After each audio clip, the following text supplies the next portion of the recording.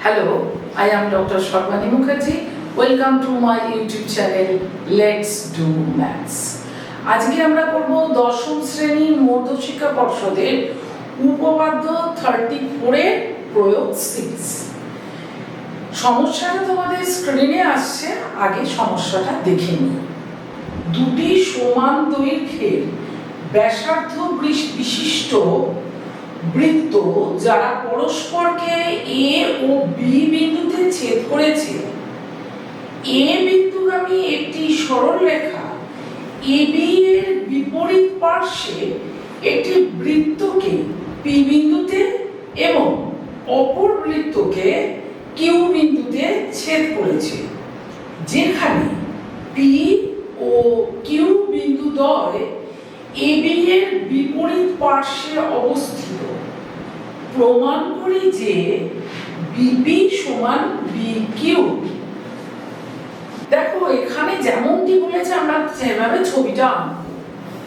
আমি দুটো সমান ব্যাসার্ধ বিশিষ্ট বৃত্ত নেব, একটা এক্স কেন্দ্রীয় বৃত্ত আর একটি ওয়াই কেন্দ্রীয় বৃত্ত, যারা পরস্পরকে দেখো এ বিন্দুতে ছেদ করেছে। আমি এই বিন্দু দিয়ে একটা সরলরেখা আঁকছি, যে সরলরেখা দুটি বৃত্তকে যথাক্রমে পি এবং কিউ বিন্দুতে ছেদ করেছে। তোমাকে বলা আছে পি কিউ যেন এ বি, এই যে সরলরেখাটা আমি যুক্ত করে দিয়েছি, তার একই দিকে না হয়। অর্থাৎ এ বি সরলরেখার এক পাশে পি, অপর পাশে কিউ বিন্দু থাকতে হবে। এখন তোমাকে দেখাতে হবে পিবি এবং কিউবি সমান, তাহলে অবশ্যই এগুলো যুক্ত করে রাখতেই হবে তোমাকে। এখন আমরা অঙ্কন করব। অঙ্কনটা কি হবে? কিচ্ছু না, তুমি এক্স এর সঙ্গে এ, এক্স এর সঙ্গে বি যুক্ত করো, একইভাবে ওয়াই এর সঙ্গে এ এবং ওয়াই এর সঙ্গে বি যুক্ত করে দাও। তারপর দেখো কি হয়। দেখো ছবিটা আঁকার পর মানে তোমাদের মতো পাশে আমার ভয়ই লাগতো, কিন্তু আমরা আস্তে আস্তে আমরা এত কিছু ভাববো না, আমি ছোট ছোট স্টেপে ভাববো আমার কি করতে হবে।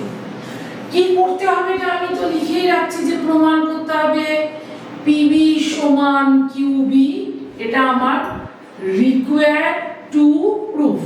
ঠিক আছে, এবার প্রমাণটা আমি লিখছি, সেটা আমি ডিটেইলসে লিখবো।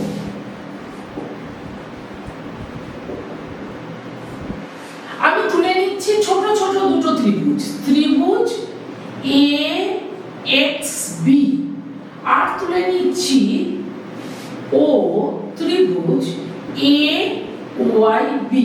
এই দুটো ত্রিভুজ তুলে নিলাম। এর মধ্যে কি কি সমান আমরা এক এক করে দেখব, কারণ আমার প্রথম স্টেপ হবে এই দুটো ত্রিভুজকে সর্বসম দেখানো। সর্বসম দেখাতে গেলে আমাকে তিনটে জিনিস দেখাতে হবে, সুতরাং 1, 2 এবং 3। এক নম্বর আমি বলছি x সমান ay। কেন বলতে পারছি? কারণ এটা x যে বৃত্তের ব্যাসার্ধ, ওটা ay আরেকটা বৃত্তের ব্যাসার্ধ, বাট দুটো বৃত্তেরই ব্যাসার্ধ সমান। তাহলে আমি লিখতেই পারবো ax সমান ay লিখলাম, কারণ দুটো বৃত্তেরই ব্যাসার্ধ সমান। এই কারণটা তোমরা কিন্তু লিখবে, এটা তোমাদের জন্য ছাড়লাম।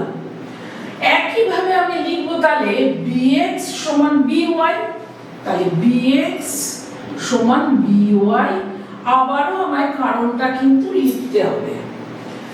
3 নম্বর হচ্ছে ab, দেখো দুটো ত্রিভুজেরই একটা বাহু, তাহলে ab সাধারণ বাহু, তাহলে সাইড সাইড সাইড হয়ে গেল। সুতরাং এই ত্রিভুজ দুটো, ত্রিভুজ এ এক্স বি সর্বসম ত্রিভুজ এ ওয়াই বি, ত্রিভুজ দুটো সর্বসম। সর্বসম হলে কি হবে আমার? তাহলে অনুরূপ কোণ সমান হবে। তার মানে এই ত্রিভুজটাকে আমি যদি আমরা ভাঁজ করে দিই এবি বরাবর, দেখো এই কোণটা আর এই কোণটা ঘাড়ে গিয়ে পড়বে, অর্থাৎ আমি এই পাশে লিখি, সুতরাং angle A X B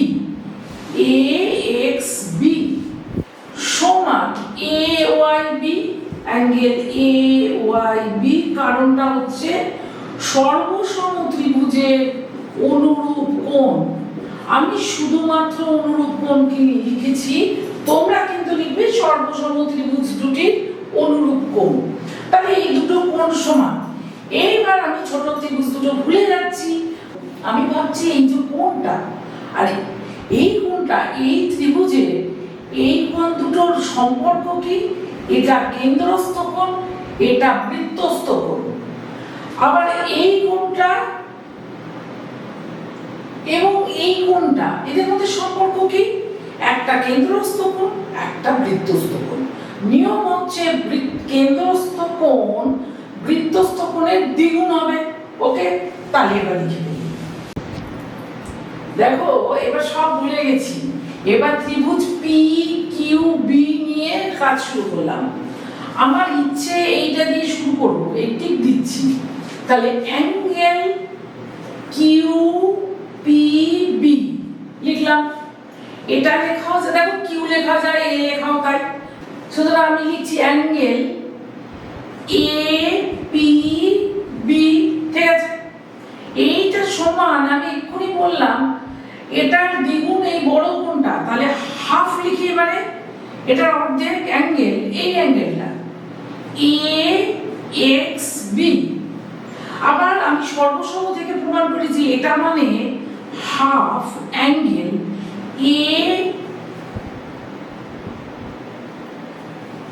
AYB, ঠিক আছে? এবার এটা বলা মানে হাফ অফ দিস অ্যাঙ্গেল মানে এই অ্যাঙ্গেলটা চলে যায়, অ্যাঙ্গেল BQA। এটাকে আবার A রাখলে চলবে না, কারণ ত্রিভুজটাতে A কোথাও নাম নেই। এটাকে রিপ্লেস করে দাও, P দিয়ে রিপ্লেস করে দাও। কি দাঁড়ালো? এই যে অ্যাঙ্গেল টিক দেওয়া শুরু করেছিলাম আর এই যে টিক দিলাম, এরা দুজনে সমান। তাহলে এই যে ত্রিভুজটা, তার দুটো কোণ সমান। তাহলে ত্রিভুজটা কেমন? সমদ্বিবাহু ত্রিভুজ। লিখে গেল সে কথাটা। সমদ্বিবাহু ত্রিভুজে যে দুটো কোণ সমান, তার সংলগ্ন বাহু দুটিও সমান হবে। সুতরাং PB সমান QB, ব্র্যাকেটে সেই কথাটা যেটা লিখলে একটু শান্তি পাওয়া যায় পরীক্ষার হলে, প্রমাণিত।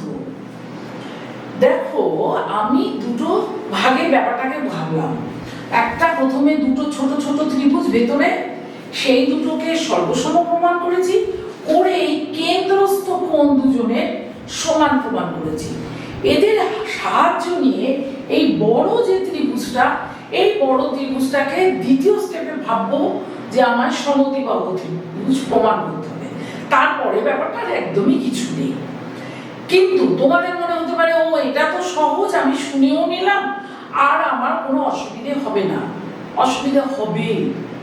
এই যে যুক্তিগুলো তোমাকে বারবার প্র্যাকটিস করতে হবে এবং বারবার লিখতে হবে। এছাড়া সাফল্যের কোনো শর্টকাট নেই। তাহলে আজকে এই পর্যন্ত। Please like, share and subscribe my YouTube channel. ধন্যবাদ।